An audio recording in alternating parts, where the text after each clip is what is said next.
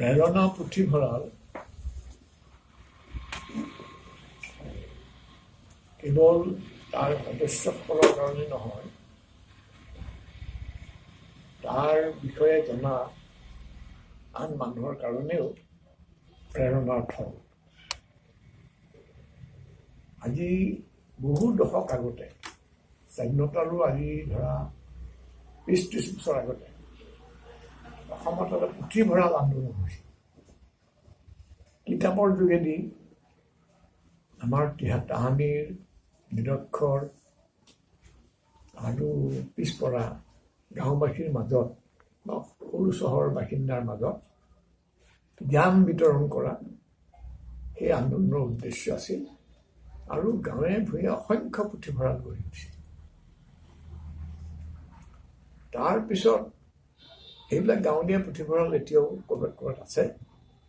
তাত বহুত মূল্যৱান পুথি তাহানিৰ অন্য ঠাইত দুষ্প্ৰাপ্য পোৱা যায় তাৰ কপিত।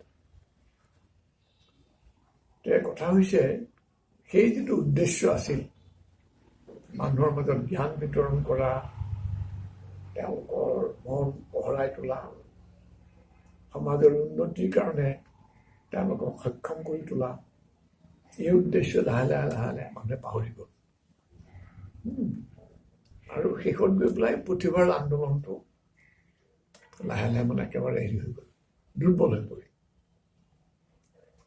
কথা হৈছে, যদি জ্ঞান বিতৰণ কৰা তথা মানুহক সক্ষম আৰু প্ৰগতিশীল কৰা পুথিভঁৰালৰ উদ্দেশ্য হয়, তেনেহ'লে সেই উদ্দেশ্য যাতে পূৰণ হয় তাৰ প্ৰতি লক্ষ্য ৰাখিব লাগিব। মই ভাবোঁ যে প্ৰেৰণাই সেই উদ্দেশ্য মনত ৰাখি কাম কৰাৰ কাৰণে তেওঁলোক সফল হৈছে। এফালে তেওঁলোকে এটা অত্যন্ত প্ৰয়োজনীয় কাম কৰিছে, দুখীয়া ল'ৰা ছোৱালীৰ কাৰণে স্নাতকোত্তৰ পৰ্যায়লৈকে তেওঁলোকে পাঠ্যপুথি যোগান ধৰাৰ ব্যৱস্থা কৰিছে। তাৰ পৰা কিতাপ ধাৰলৈ নি তেওঁলোকে এবছৰৰ কাৰণে দিয়া হয় নেকি, এবছৰৰ কাৰণে কিতাপ লৈ তেওঁলোকৰ পৰীক্ষাৰ পিছত ঘূৰাই দিয়ে। তেনেকৈ তেওঁলোকৰ প্ৰয়োজন পূৰণ হয়। লগে লগে বিভিন্ন বিষয়ৰ বহু কিতাপ তেওঁলোকে ৰাখিছে, যাতে ল'ৰা ছোৱালীয়ে তেওঁলোকৰ কৌতূহল পূৰণ কৰিব পাৰে। আৰু এইটোতো জনা কথা যে পাঠ্যপুথি আমাৰ জ্ঞানৰ ভঁৰাল কেতিয়াও সম্পূৰ্ণ কৰিব নোৱাৰে। পাঠ্যপুথিত আমি জানিবলগীয়া বহুত কথা বাদ পৰি যায়। বহুত নতুন প্ৰশ্ন আমাৰ মনত উদয় হয়, তাৰ উত্তৰ নাথাকে। সেইবোৰ উত্তৰ আমি কিতাপ পত্ৰ পঢ়িলে পাওঁ। তাৰ উপৰি কবিতা, উপন্যাস এইবিলাকৰ যোগেদি মানুহৰ কল্পনা শক্তিও শক্তিশালী হয়। আৰু কল্পনা শক্তিৰ অবিহনে মানুহৰ জ্ঞান এটা বোজাৰ নিচিনা। কল্পনাই জ্ঞানৰ এটা ৰসাল বস্তু কৰি পেলাই প্ৰথমতে, আৰু তাক এটা উপকাৰী কাৰ্যক্ষম সম্পদত পৰিণত কৰে।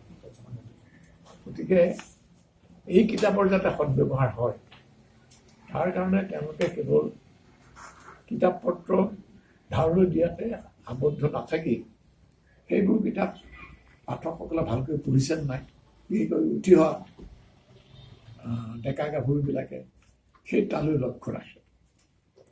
সেইটো বৰ দায়িত্বশীল আৰু বৰ ভাল কাম বুলি মই ধাৰণা কৰোঁ। আৰু লগতে এই সাহিত্যৰ যোগেদি যি সাহিত্য তেওঁলোকে পঢ়িছে, তাৰ যোগেদি তেওঁলোকৰ নিজৰ যাতে কল্পনা শক্তি, উদ্ভাৱনী শক্তিৰ উদ্গম হয়, তাৰ কাৰণে তেওঁলোকে একোটা বৈঠকৰ আয়োজন কৰিছে, একোখন প্ৰাচীৰ পত্ৰ উলিয়াইছে। তাৰ উপৰি তেওঁলোকে কিছুমান বক্তৃতা আয়োজন কৰিছে, যাৰ জৰিয়তে তেওঁলোকে সদস্যসকল আৰু গাঁৱৰ ওচৰৰ অন্য মানুহৰ আগতো, বাহিৰৰ ভাল বক্তাও নাই, বিভিন্ন বিষয়ে বক্তৃতা দিয়াইছে, যাতে তেওঁলোকৰ জ্ঞানৰ ভাণ্ডাৰ অধিক সমৃদ্ধ হয়। গতিকে এনেকুৱা এটা অনুষ্ঠান মই কামৰূপতে নহয়, গোটেই অসমতে বিৰল বুলি ভাবোঁ। আৰু সকলোৱে স্বীকাৰ কৰিব যে দ্বিজান শৰ্মাৰ যিটো নিষ্ঠা আৰু ত্যাগ সেইটোৱে এই অনুষ্ঠানটো জীয়াই ৰাখিছে মই আশা কৰোঁ যে এই অনুষ্ঠানৰ গুৰি ধৰিবলৈ লাহে লাহে আৰু মানুহ ওলাই আহিব আৰু অনুষ্ঠানটো এটা যুগমীয়া গৌৰৱ হৈ থাকিব সেইটো অঞ্চল ধন্যবাদ